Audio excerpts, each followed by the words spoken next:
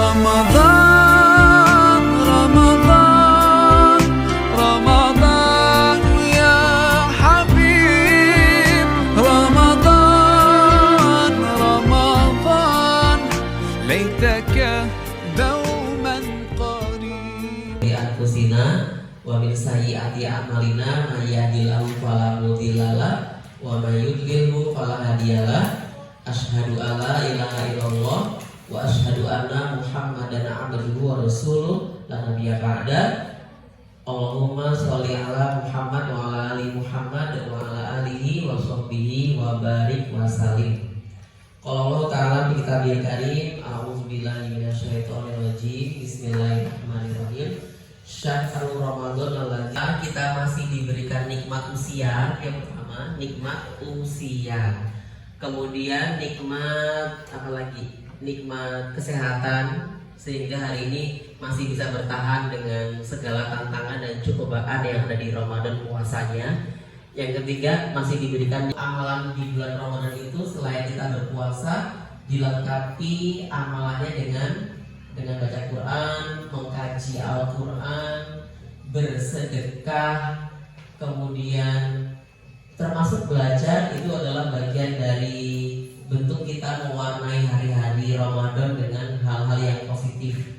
Insya Allah nanti di masa yang akan datang akan hadir dan akan lahir orang-orang yang hebat karena mereka mampu untuk membawa diri kepada circle-circle yang isinya adalah thalabul ilmi seperti ini. Jadi kalau masalah ngaji Quran, insya Allah itu adalah bentuk tanggung jawab kita kepada Allah. Dan Pak Kri berkeyakinan ketika Ramadan mudah, tidak perlu dikasih motivasi. Al-Quran itu sudah menjadi makanan sehari-hari ketika sudah masuk bulan Ramadan. Dan di awal tadi disebutkan bulan Ramadan adalah bulan diturunkannya Al-Quran. Artinya bulan ini bukan hanya sekedar bulan puasa, tetapi juga bulan tempat Al-Quran diturunkan. Maka ketika kita masuk ke bulan ini, yang perlu kita upayakan adalah man shoma Ramadan imanan wahtisaban ghufira lahu ma taqaddama min dzambi. Apa artinya? Barang siapa yang berpuasa Ramadan dengan karena iman, dia sadar berpuasa ini karena iman. Dia sadar berpuasa ini sebenarnya puasanya itu sedang dinilai dan diawasi oleh Allah. Dia sadar bahwa dengan puasa ini akan membuatnya semakin bersabar-sabar dengan diri untuk tidak terburu-buru dalam membaca Al-Quran. Dia sadar betul dengan Ramadan ini akan menjadikannya semakin tidak ingin jauh-jauh dengan Quran. Makanya ini ada anak-anak muda yang kemudian siang ini kumpul dalam forum OSIS. Insya Allah bukan untuk kumpul nyantai-nyantai. Ini adalah peringatan untuk kita semuanya bahwa di bulan ini jangan sampai kita tidak satu pun khatam. Jangan sampai, minimal kita bisa khatam satu kali aja selama Ramadan ini. Kalau Ramadan tahun lalu mungkin ada yang belum, ada yang udah. Tahun ini dipertahankan. Pokoknya seumur hidup, kalau kemudian Allah sampaikan usia kita di bulan Ramadan, kita gunakan Ramadan ini supaya kita bisa khatam Quran. Kenapa gitu? Man shoma Ramadana imanan wahtisaban ghufira lahu. Allah akan mengampuninya.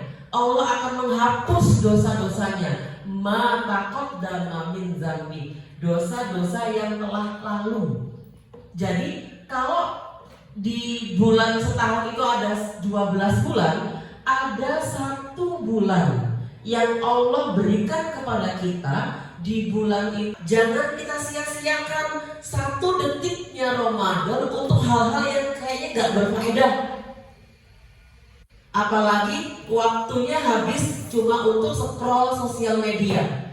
Kalau kita lagi baca Quran, buatlah SW gini aja. Gini SW-nya.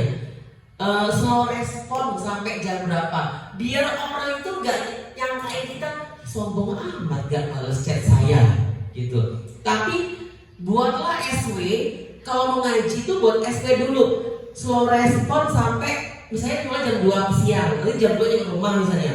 Kalian mau ngaji sampai jam 4 sore, slow respon sampai jam 4. Biar apa? Biar kalau ada yang chat pas kalian yang respon gak dibilang sok ngatis. Itu kan zaman sekarang banget gitu ya, gak dibales sok ngatis. Nah anak-anak yang paling cintai, ada 6 menit lagi ya, perjumpaan kita 6 menit lagi. Gak lama-lama, insya Allah ngajinya kayak gini, gak lama-lama, tapi isinya itu menguatkan supaya Ramadan kita itu gak sia-sia. Dan yang kedua, poin yang kedua adalah kita akan belajar dari kisah Nabi Yusuf alaihissalam. Nabi Yusuf itu dari 12 saudara, bapaknya bernama Yakub. Nabi Yusuf, saya akan sampaikan singkat ceritanya aja, pernah difitnah, dicemplungin di sumur oleh 11 saudara kandungnya. Ini saudara kandung loh, bukan orang lain, bukan tetangga, tetapi saudara kandung itu masukin si Yusuf itu di sumur, biar Yusuf gak bisa naik. Kemudian udah Yusuf dimasukin ke sumur, bajunya diganti, dilumuri darah domba. Supaya apa? Ketika nanti laporan ke rumah sama bapaknya Nabi Yakub, lapornya gini, Bapak mohon maaf ya, tadi pas main sama Yusuf, Yusufnya dimakan serigala. Ini darahnya Yusuf. Padahal Nabi Yusufnya dimasukin ke sumur. Nah kemudian Nabi Yusuf lah diselamatkan oleh Al-Aziz, pemimpin yang sedang berjalan saat itu.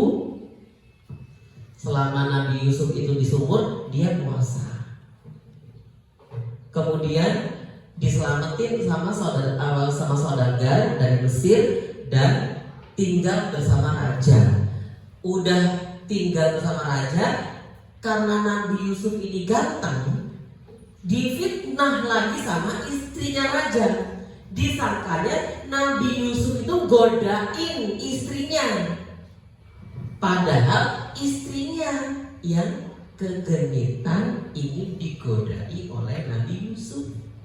Sehingga pas Nabi Yusuf itu mau keluar, pakaian Nabi Yusuf itu mak jebret gitu, dirobek karena ditarik sama istri si raja. Kemudian Nabi Yusuf setelah itu karena dituduh hampir memperkosa dan ternyata gak terbukti, kemudian masuklah penjara. Nabi Yusuf pernah di penjara. Kemudian pada suatu ketika raja bermimpi, cuma para ahli tafsir di kerajaan itu tidak mampu menafsirkan isi mimpinya raja. Kemudian ada satu orang yang dulu pernah di penjara, sekarang kerja di istana, lapor, duhai raja, saya punya sahabat yang bisa mentakwil mimpi atau yang bisa menerjemahkan mimpi. Kemudian panggil orang itu, dia di penjara ya raja, siapa dia? Yusuf. Panggil Yusuf. Panggillah Nabi Yusuf itu. Kemudian setelah Nabi Yusuf dipanggil, Nabi Yusuf dimintakan untuk menerjemahkan mimpi raja, dan raja puas dengan jawaban Nabi Yusuf. Kemudian Nabi Yusuf diangkat menjadi bendaharanya raja yang ngurusin kekayaannya raja. Suatu ketika musim paceklik, datang orang-orang supaya mereka itu minta makan dari raja, minta kayak macam ke gandum gitu ya, beras, gandum dan bahan makanan mentah lainnya untuk dikelola karena musim paceklik. Datanglah 10 orang saudara Nabi Yusuf ke hadapan Nabi Yusuf yang udah jadi bendahara raja. Tetapi 10 saudara ini gak kenal lagi sama Nabi Yusuf. Tetapi Nabi Yusufnya masih kenal dengan 10 saudaranya ini.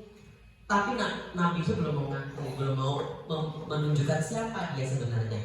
Kemudian datanglah Nabi Yusuf tanya kayak gini, Wahai saudara, dari berapa saudara kalian? Dari berapa saudara kalian? Kami dari 12 saudara. Yang satu, yang terakhir, bungsu, namanya Bunyamin, menemani ayah kami di kampung. Kemudian yang satu lagi sudah tidak ada. Kemudian kalau begitu, kata Yusuf, besok bawalah saudaramu itu kemari, ikut bersama kalian mengambil gandum. Kemudian izinlah 10 saudaranya ini kepada Nabi Yusuf untuk membawa Bunyamin. Kemudian Bunyamin ikut. Di hari berikutnya 11 orang datang.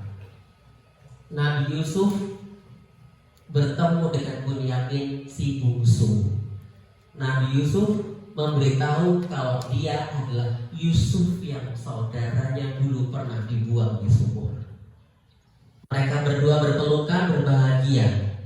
Kemudian tak lama dari itu, Nabi Yusuf menyampaikan bahwa untuk 11 bulan yang telah lalu, yang mungkin dari 11 bulan itu dilalui dengan dosa ataupun maksiat, maka Ramadan ini hadir kepada kita sebagai bulan pemaafan, sebagai bulan ampunan dari Allah, sebagaimana Nabi Yusuf memberikan maaf kepada 11 saudaranya.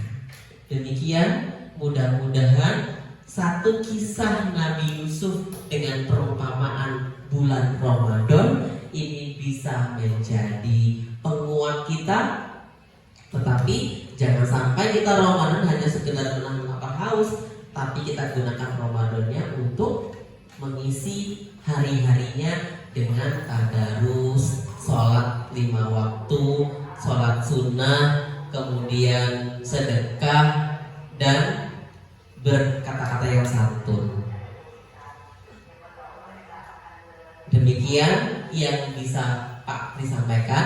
Besok kita ngaji lagi dengan kisah-kisah yang lain. Ada banyak kisah. Terima kasih Pak sampaikan. Pak Tri sangat bangga dan berterima kasih kepada kalian. Mudah-mudahan kajian ini isinya tuh daging semua. Tidak ada yang sia-sia, insya Allah. Pertemuan ini walaupun cuma 15 menit akan dicatat pahala yang besar oleh Allah Subhanahu wa taala untuk kita semua. Amin ya rabbal alamin. Demikian, billahi sabil haq. Assalamualaikum warahmatullahi wabarakatuh. Mohon maaf kalau kelebihan 3 menit.